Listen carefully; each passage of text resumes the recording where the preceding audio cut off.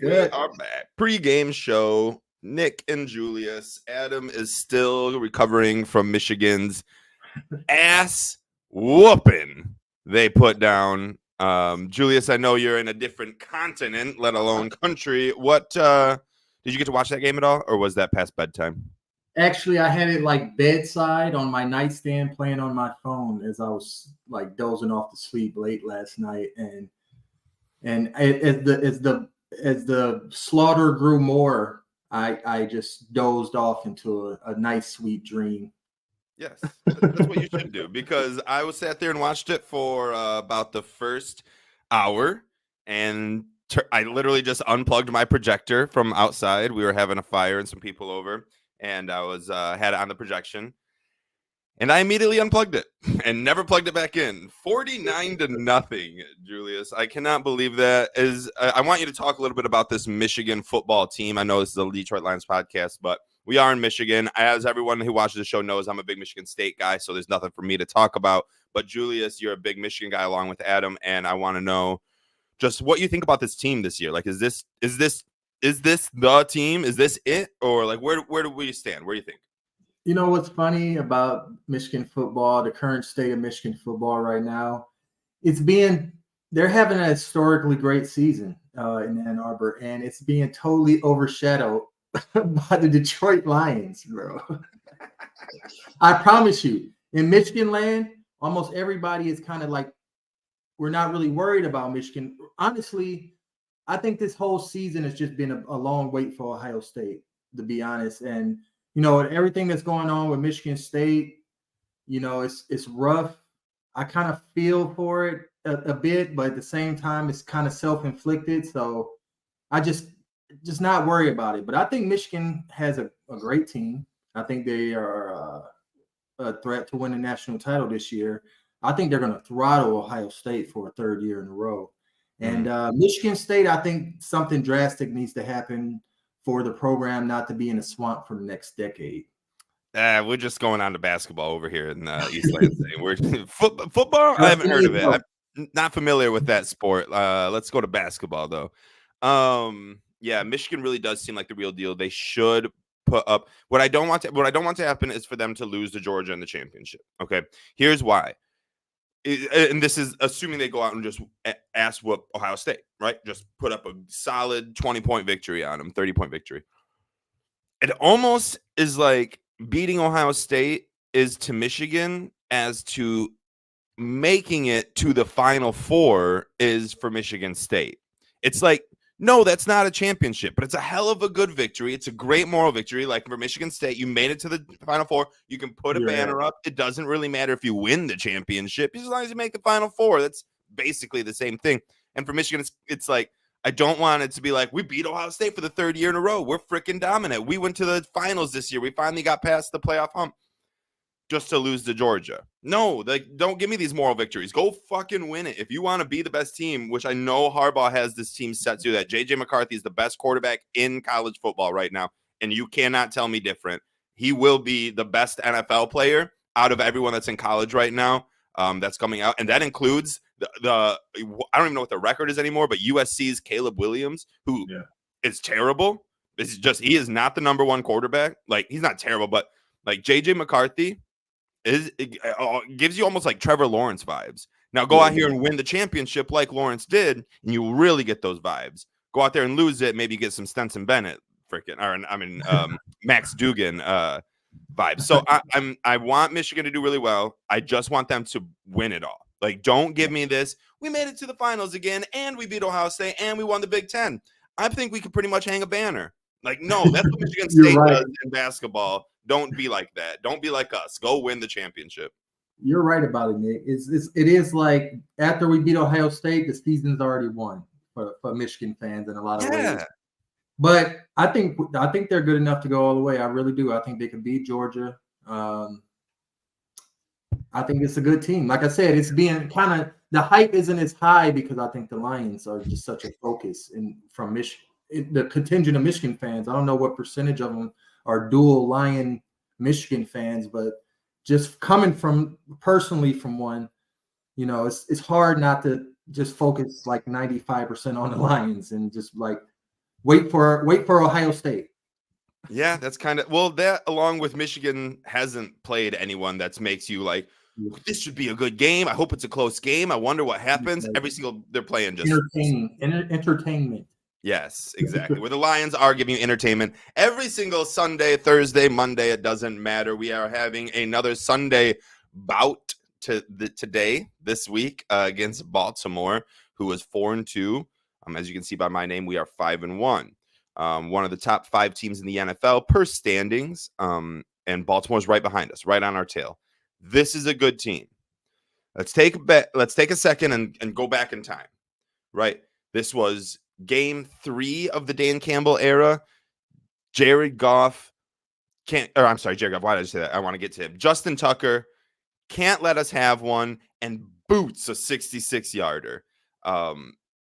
Then Jared Goff comes out in the press conference and says, I understand it. We're sick of this. The fan base is sick of this. And I'm not here to give you empty promises. This is going to stop. This is going to stop. And he goes out, and I paraphrase, but that's pretty much what he says. And now we're in that. We're in the midst of us stopping that horrible, terrid Detroit Lions stench that was on us for 30, 70 years. But we're right back to where we were week 3 of the Dan Campbell era. We're in Baltimore. I have some family out there going to the game, so it'll be exciting for them. I just want to see where you are at, Julius. Get a temperature reading. Like, are we the superior team? Is this 50-50? Is this like both teams have their advantages, or is Baltimore the more superior team?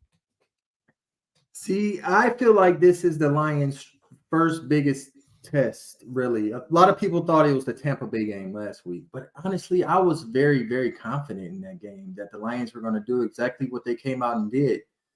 However, with this Baltimore game, I'm not even having flashbacks. I rewatched that 2021 game earlier today on NFL Network, and you could just see the roster is just a total different team, right? But Baltimore is almost very similar still with their team.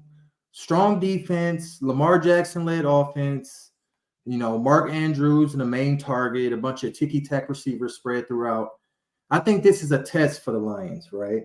I know everyone remembers how the Lions were just known not recently about not being able to stop running quarterbacks. And that's exactly what Lamar Jackson is. They have a very good defense. They're at home. It's always tough in Baltimore. I think this is a true test for the Lions. But you didn't answer my question, so I'm going to ask it again. Who is the most superior team out of these two, or is it dead not even? I'm going to say the Lions are the superior team. Just making sure based on the first 5 weeks of the season. Right. Everything that's happened. Right. A lot of that superiority comes from our offense. Okay. And a lot of it comes from our running game and our offensive line. And we've seen this for years and years now. But we're out David Montgomery. Luckily, in his replacement, we get Jahmyr Gibbs, our 12th pick overall this year, first pick in the draft. Along with him, for the first time playing with him, is Jameson Williams, who we had last week. Julius, we didn't really get to talk about it. Adam and I recapped the game, but Jameson had a huge catch, a huge drop. And overall, I think either won the hearts of the Lions fans, or the Lions fans that he didn't win the heart from just don't care. And we'll never give them their affection, I guess. So Jahmyr Gibbs, Jameson Williams on the field at the same time against a stout Baltimore defense. Do you have expectations for these two guys this game? Not season-wide or anything of that nature, but this game, do we have any expectations that we're setting, or are we just riding with whatever the punches are? I think we're having expectations that either one of them goes off when they play together. This is their first game playing together. It's very rare to have two specimens, of this talent level on the field at the same time, speed-wise. I expect one of them to go off. I will be very disappointed if neither of them have a big impact in this game. Like they're both minimum, like Jameson Williams, 2 catches for 12 yards, 2 drops. Jahmyr Gibbs averaged like under 3 yards a carry, blah, blah, blah. If they both have a bad game, I would be disappointed because I feel like they make each other great. Yeah. They're already great, but they should make each other more of a threat. And we saw that we have seen that in Miami this year with Devon Achane and Tyreek Hill, right? And then you can add in Jalen Waddle and you can add in Raheem Mostert. But we see it with these 2 speedsters, and we see how they open up the field for each other as long as Jared Goff has the confidence to hit Jameson Williams. I expect Jahmyr Gibbs to have a huge role, and I want Jameson to be more involved. I just still don't see it happening. I no longer see Jameson Williams as a 8 to 10 catch ever in a game. Like, I don't think he'll ever have that in a game. I think he's very similar to like Mike Williams for the Chargers, which is like 2 to 4 to 5 catches a game, but big catches, deep ones, boosts for your fantasy team.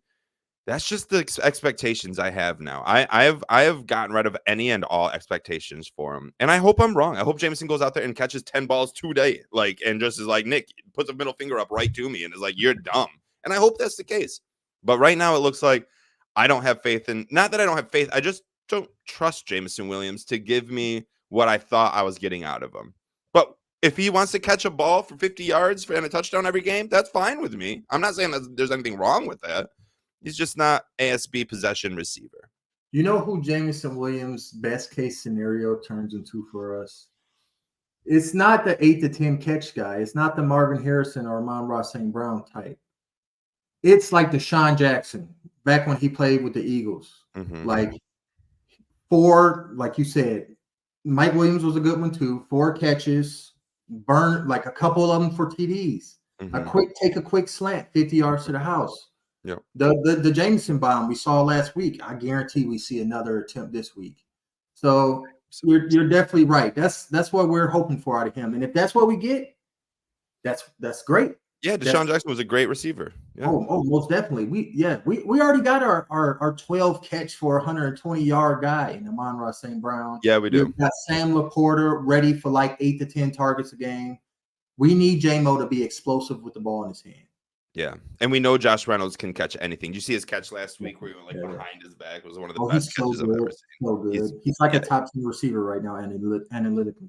It's true, along with our tight end, who's one of the best tight ends in the league. Baltimore Ravens have been pretty stout against tight ends this year. I had the stats pulled up, and now I accidentally deleted or exited out of it and never went back to get them. But off the top of my head, they were pretty good against tight ends. Do you have any expectations for Sam Laporta today?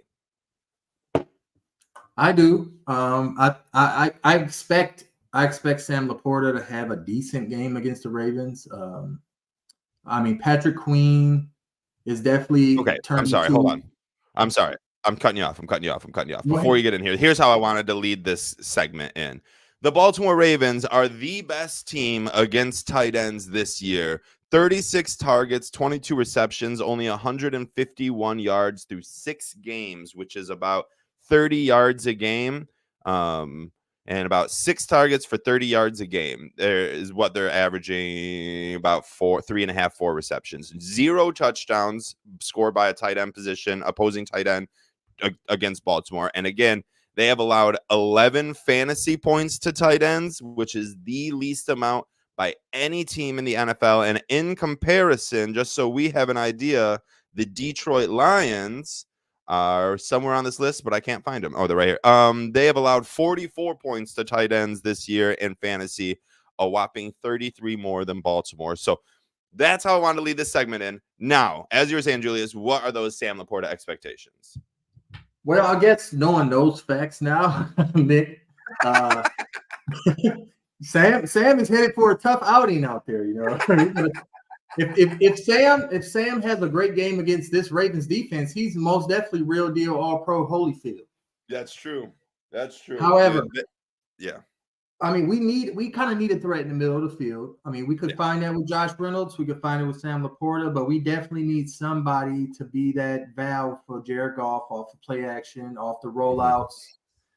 So this Ravens defense is a test. Like I said, everybody was talking about Tampa Bay's defense, and Tampa Bay last week.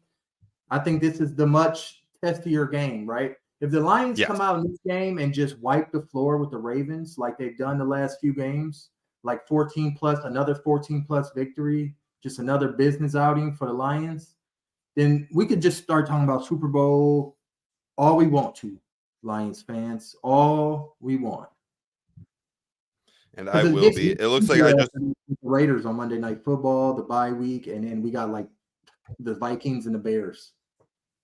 Man, my softball championship game was supposed to be at the same Monday as the Lions versus Raiders, and we were all like going to stage a protest. We were like just not going to go to the game, and we basically forced not we, but like as a league, we forced the owners' hands to push all of the playoff games and championship games to tomorrow. So we have 3 games tomorrow rather than 1 game tomorrow and 2 games next week. So we got lucky. I was almost going to have to miss that game, and I was like freaking out. I was like, I can't miss my championship game, but I can't miss my Lions on Monday Night Football. So I don't know what we're about to do. I'm about to have AirPods in, listening to the game at third base. You know what I mean? Ford Field's gonna be lit. That for that, it's gonna be a bubble. And Lions gonna come for the Raiders that night. That's gonna be like, welcome to the show, America's team. That's what we are. Absolutely, it will be, especially after 2 weeks on the road. We get back, the fans are just ready to go, especially if we beat Baltimore and we come into this game 6-1. Dude, we'll have couches being burnt. We'll have fights left and right. Like, have you seen all the fights happening in the NFL this year? Like, every fan base I've seen has gotten into at least 4 fights, and that includes the Lions, who are fighting themselves. I was just about to say, I haven't really saw many Lions fans videos fighting. Maybe they fought each other at the Falcons game.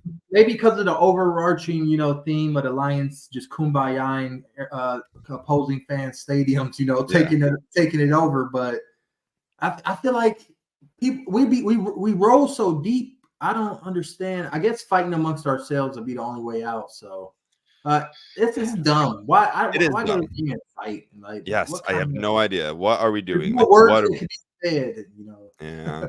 A lot of hate in this country right now. Let's all kumbaya. I lived in Texas for 12 years. I went to 4 Lions Cowboys games in Dallas, in Jerry's World, and the Lions lost all 4. And they lost a couple of them like last second. And I heard the worst, most vile stuff from Cowboy fans leaving the stadium every time, just trying to poke me into a confrontation. You just gotta let's let it go. Just rise above. It's sports. There's nothing you can control. Just let it go. Yeah, for real. Like, these guys are fighting over like teams, like a game in teams, dude. Like, I believe for the Lions, but I'd never fight someone for the Lions, unfortunately. Who pays you money? They are not.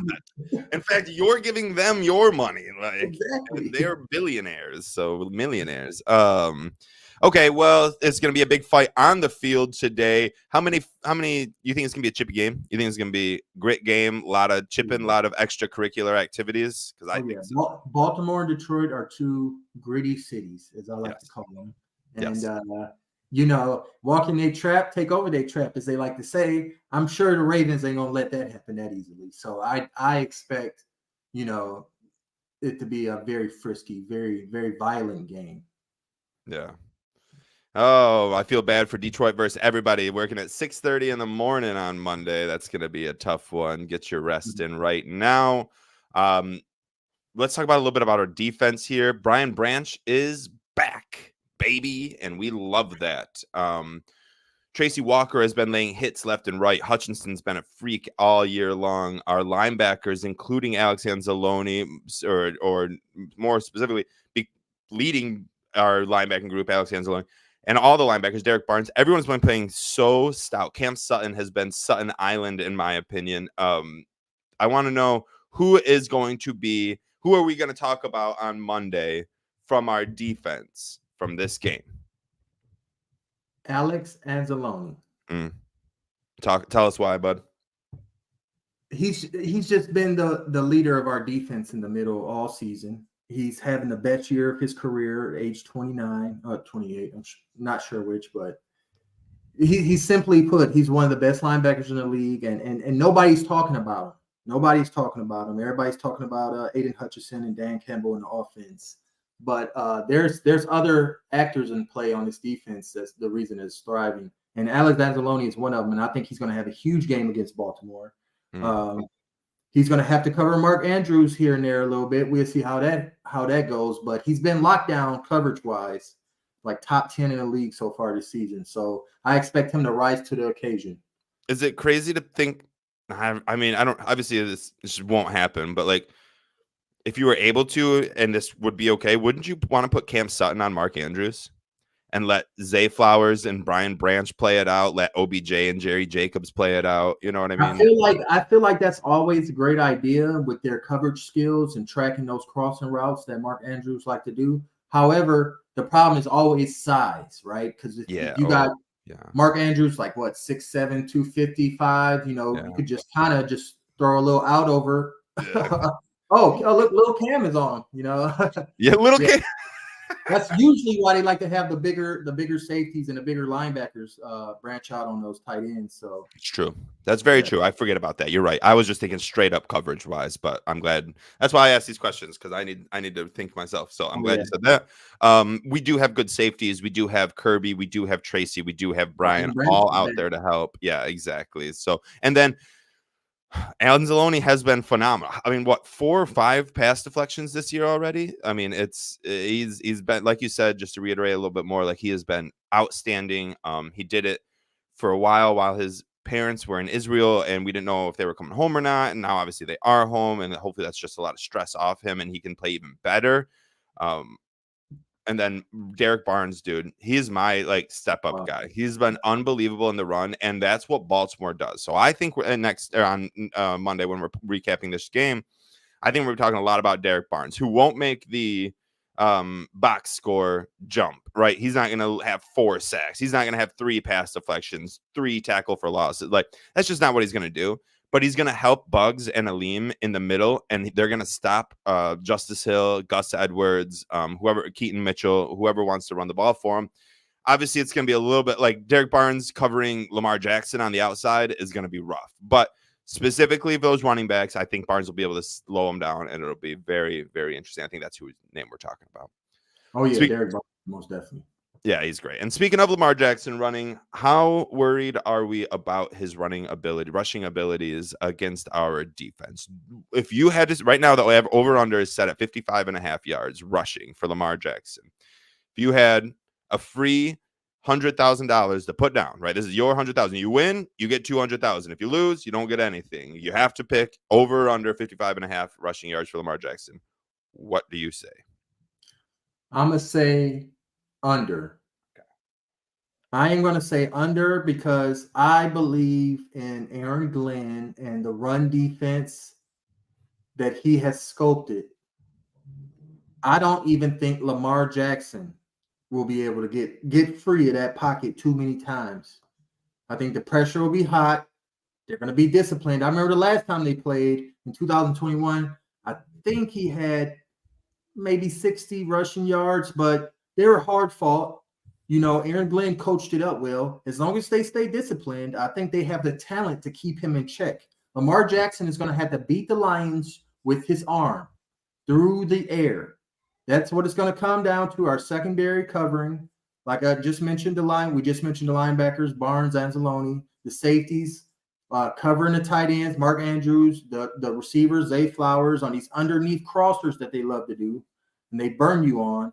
As far as the read options and the design quarterback runs with Lamar, they might try it. Baltimore might try it, but it's going to be a hell to pay. It's going to be a hell to pay because the Lions defense is going to hit Lamar Jackson, and they're going to hit him hard. And it's not easy getting in the middle of that with Isaiah Buggs, Benito Jones. We got some big boys down there now. It's not the same. It's not the same. And correct me if I'm wrong. I mean, well, I guess you can't because it's an opinion, but I would personally say Lamar Jackson has fallen off over the last 2 years. Not that he's like terrible, Trent Dilfer or anything like that. Like he just isn't the Lamar Jackson from 4 years ago, and he's not the Lamar Jackson from 2 years ago. I think age, just every year age catches up a little bit. He's trying to be more of a passing. They're trying to do this whole new offense. And they're 4-2, but like they lost to Pittsburgh 17-10. Like you can beat this team. You know what I mean? They're not unbelievably dominant by any means. Lamar Jackson had 58 rushing yards last time we played him in 2021. He also had 287 passing yards on 16 completions, 1 touchdown, 1 interception, 1 fumble. We have to get in the and that's true too. And who was our leading on offense where we scored 17 points? Our leading wide receivers were Khalif Raymond, Darren Fells, and TJ Hawkinson. Jesus Christ. After that, Kadero Hodge, Quintez Cephas, St. Brown had 1 catch for 2 yards, and Trinity Benson. I was watching a game earlier and swear to God, Amon-Ra St. Brown played most of that game on special teams. Week 3 of his rookie season, he played like 20% of the offensive snaps in that game. Literally, he was not even a thought about really in that game yet. Kadero Hodge and Trinity Benson were beating him out for snaps. That's just disgusting. What were we doing? That was with Anthony Lynn as our offensive coordinator. It was just terrible time right there. But I think we are way better. We should go out there and be able to handle Baltimore, and our defense is going to be stout. Lamar Jackson, he had 58 rushing yards against us, but again, like I said, I think he's just a little bit slower right now. So I'm just not that worried. Like, yes, you need to pay attention to it, but I don't think he like Justin Fields us for 190 yards or something of that nature. Like, I just don't think that I see that happening. So then he's going to have to beat us with his arm, and he just doesn't have that great of an arm. So we'll see. Jerry Jacobs, Cam Sutton, how they cover up OBJ, Rashad Bateman, Zay Flowers. It'll be fun to see if Brian Branch goes on Zay Flowers in the slot, then Walker or Kirby is going to have to stick on Andrews. And I would prefer that to be Walker because he's more physically dominant, where Kirby can kind of sit back in a cover 1 and just read where Lamar wants to go. And if he wants to go deep to OBJ, go attack that. But that's kind of how I want it to go. Do you have any, if you were Aaron Glenn, how would you scheme up our defense?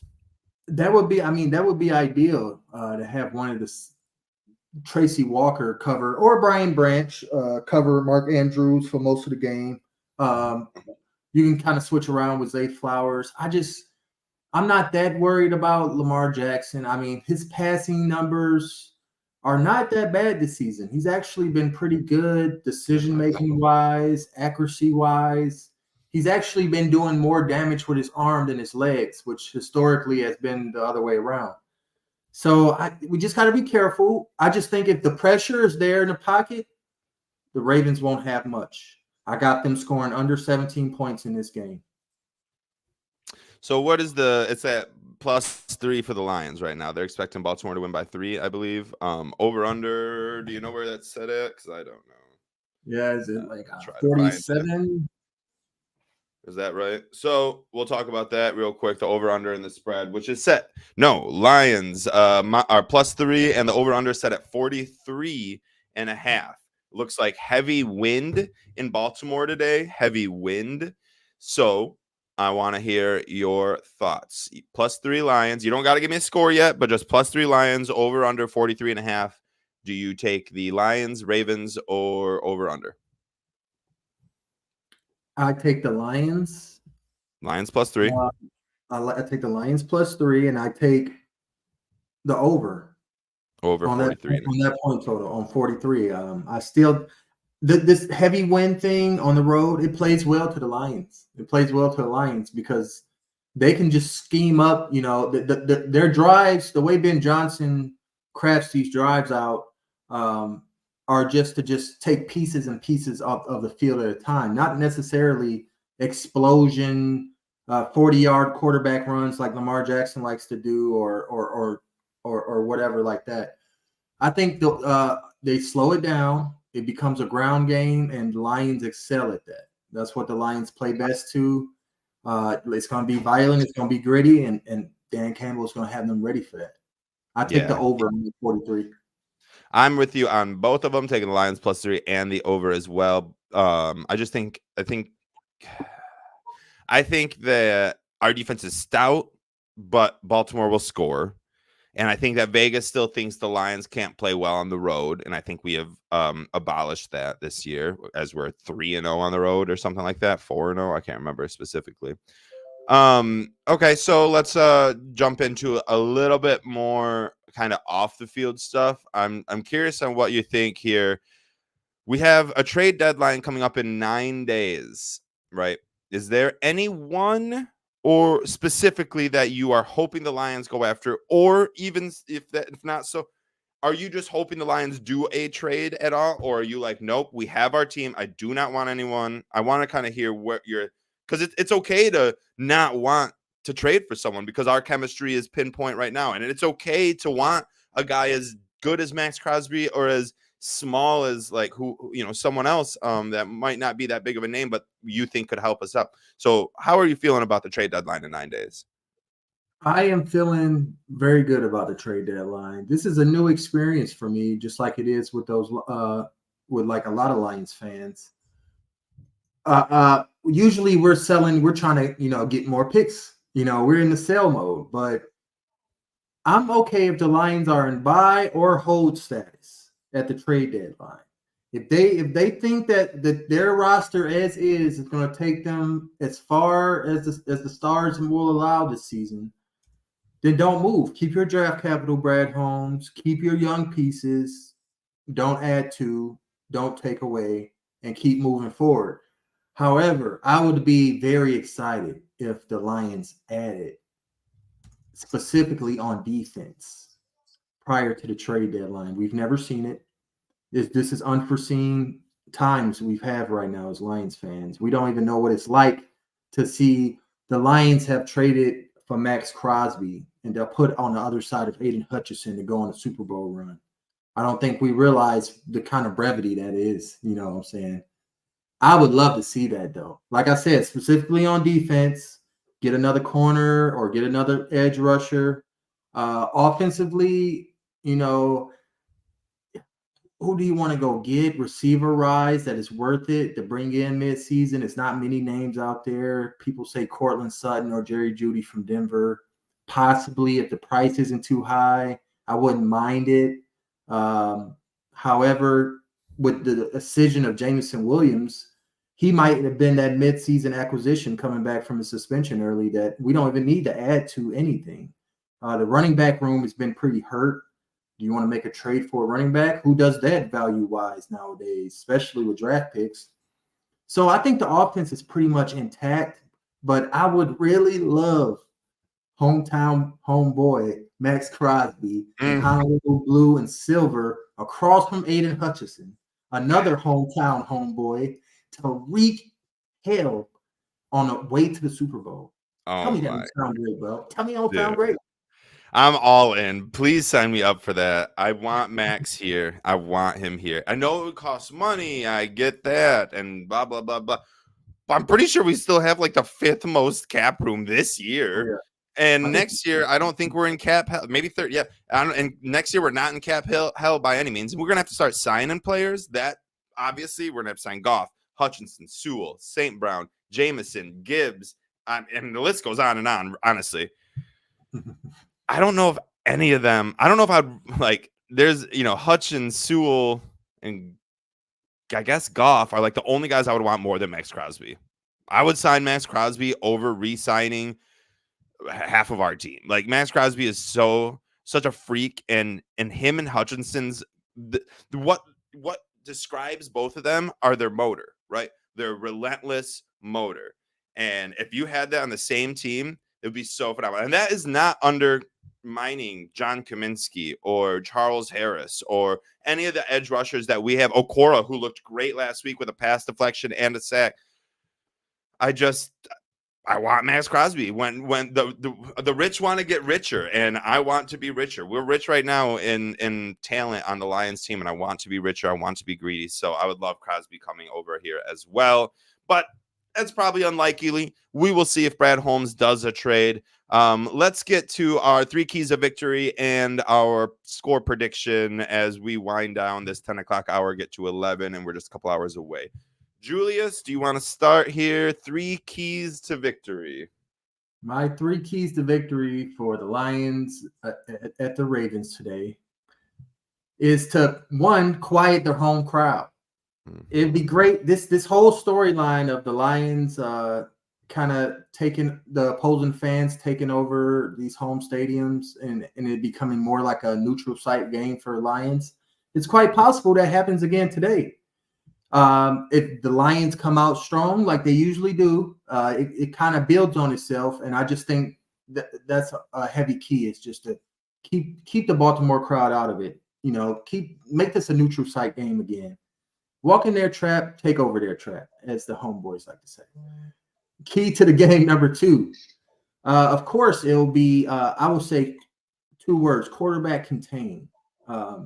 We cannot let Lamar Jackson have a same old Lion 190-yard rushing game.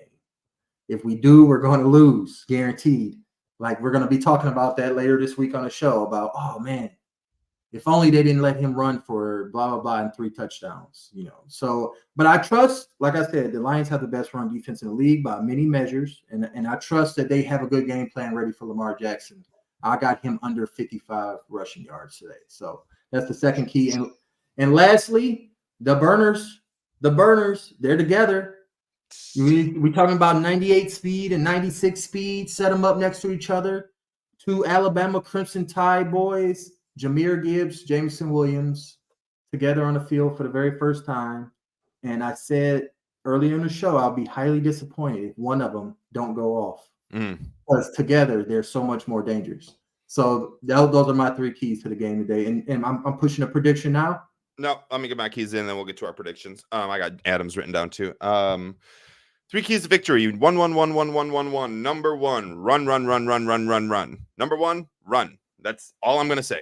1 is run. Run the fucking ball. I don't care if Dave Montgomery's not out there. I don't care if it's the blocking maniac Craig Reynolds or Jahmyr Gibbs, or if you want to give end arounds to Khalif or Jameson. It doesn't matter. Run this ball.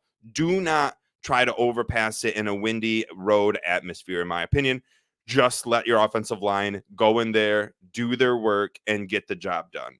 Number 2, pressure. Get your pressure on Lamar. Get handsy. I want one hand on Lamar Jackson every single time he thinks about stepping back in that pocket. If he is not handing the ball off to Justice Hill or Gus Edwards or Keaton Mitchell or Melvin Gordon, whoever the fuck is running the ball for them, then we need to have at least one hand on him. No, we're not going to bring him down every time. Get a hand on him. Get him scared. Make him want to run, and where Anzalone and Barnes can go light the fucker up, and then, or have him try to toss it to Andrews where Tracy Walker will go decapitate him. So get a hand on Lamar Jackson. And then number 3, win this game outright. Do not let Justin Tucker, because that wind is going to be with him in the 4th quarter. And that 66-yarder, I swear to God, they're going to try to break they're going to break it. They're going to go for 67 or 68 this year because the wind is with them. And it's going to be like a 1-point game or 2-point game, and he's going to fucking hit it. Don't let that happen. Just don't let that happen. Be up by 4. We have a 4-game streak right now, winning by 14 plus points. Do not lose that streak. Baltimore is not that good. I don't care that they're 4-2. They're not that good. They're not. They have a hell of a good coach. And that's why they're continuously atop the winning section. So go be a better coach. Don't let Justin Tucker have a chance to beat you. Run the ball as much as you can and get a hand on Lamar Jackson. Get handsy. Those are my 3 keys to victories. And I will flip it back to you, Julius, to get the score prediction. Hold on. Before you do that, let's say Adam. Oh, my phone died. Well, he's put it in our chat. It was like 24-14, wasn't it? Something like that. I believe so, but let me just, 24-14 Lions. That's what I thought. So Adam says 24-14, 10-point victory for the Lions. 24-14, 38. So he takes the under. All right. What do you got, Julius? I got 27-14 Lions. 13-point victory. 27-13, 40. So also the under. Actually, I'll make that 28. He's like, wait, no, I took the over. 28-14 because I did take the over. Okay, that works. 28-14. All right. Actually, 28-14. I'm pretty sure that's still 42, and I'm pretty sure that's still the under. This is why the over is a little risky. This is why the over is a little risky. You're right, because I don't want to give the Lions over 30 points. Yes, exactly. But I don't want to give the Ravens over 17 because I don't think they're going to score that many. Yes. You know what? I'm changing I'm going under. I would go to under on this game. All right, that really seems kind of weird. About my prediction, I would go to under, and I will go 28-14. I am going to stay with the over, and I am going to go Lions 26, Ravens 23, and they will not listen to me, and this will be a close game, and Riley Patterson will miss a field goal throughout this game, and we'll all be super angry that he did, and that like game comes down to 3, and it will be Justin Tucker trying to hit a 68-yard field goal with the wind on his back, but falls a yard short.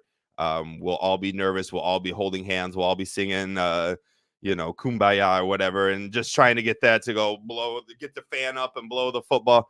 And it will help because Justin Tucker will not hit it. So 26-23 Lions for me.